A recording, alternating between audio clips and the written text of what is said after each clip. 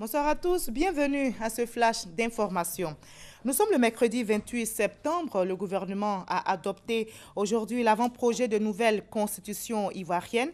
Le texte adopté en Conseil des ministres sera présenté le 5 octobre prochain en présence du chef de l'État qui fera une déclaration.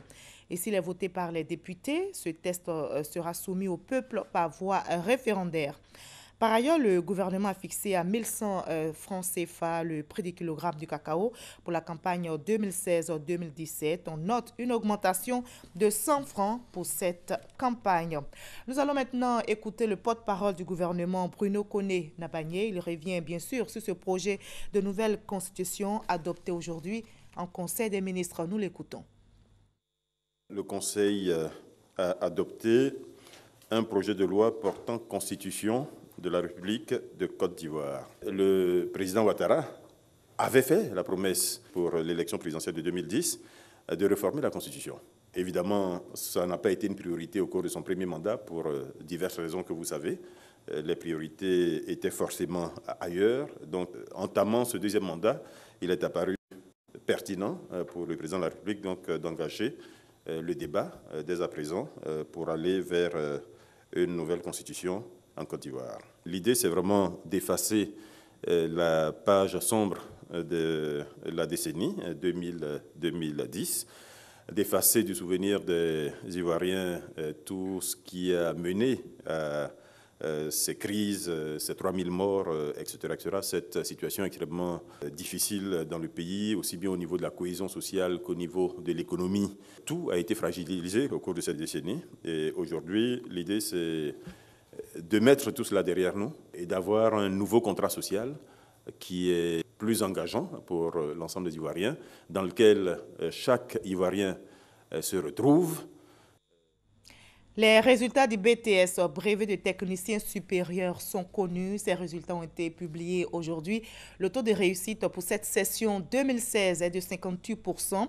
Ils étaient 46 000 étudiants à passer ces examens du BTS. Nous en reparlerons à 20 h. Aujourd'hui, 28 septembre, c'est la journée mondiale de lutte contre la rage. C'est une maladie mortelle. Selon l'OMS, une personne meurt de la rage toutes les 10 minutes. En Côte d'Ivoire, c'est l'Institut national d'hygiène publique qui assure la prise en charge des patients.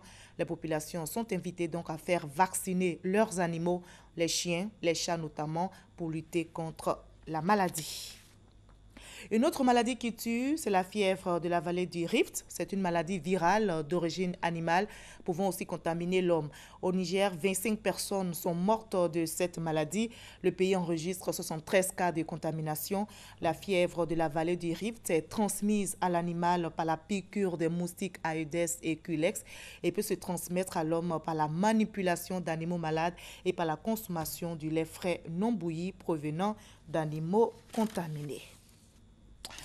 Israël est en deuil. L'ancien président Shimon Peres, 3 fois Premier ministre et prix Nobel de la paix en 1994, est décédé aujourd'hui à l'âge de 93 ans. Il avait été hospitalisé le 13 septembre pour un accident vasculaire cérébral. Shimon Peres, un 9e président israélien de 2016 à 2014, est décédé donc ce matin à Tel Aviv. Et plusieurs chefs d'État sont attendus ce vendredi pour les obsèques. Plus de 2 ans après le crash du vol MH17 de la Malaysia Airlines, les membres de l'équipe d'enquête internationale ont présenté aujourd'hui leurs premières conclusions lors d'une conférence de presse. Selon les enquêteurs, le missile était russe. La Russie, elle, dénonce un rapport biaisé et politiquement motivé. Je vous retrouve à 20 h. À tout à l'heure.